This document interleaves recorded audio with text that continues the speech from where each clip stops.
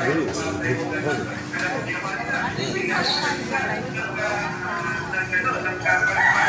sir. Yes. Kuya, may sari-sari ka na, kuya.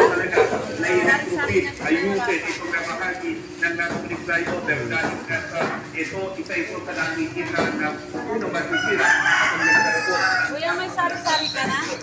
Ako sa Angelis Project Local Bay, dapat ito.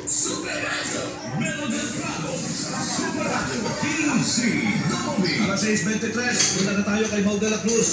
Ito po yung aftermath. Ito yung resulta. Ito ngayon. Ground zero tayo. Zero, katakot NAIA Terminal 3, parking area, lot extension. Tignan natin po kung ano ang sitwasyon ngayon doon. Mau de la Cruz, Brother Mau, kumusta dyan? May picture security guard at hinihingan tayo ng clearance. Pero tinanong ko sa kanila kung nagpapapasok na ng mga sasakyan. Mga primabing sasakyan ba?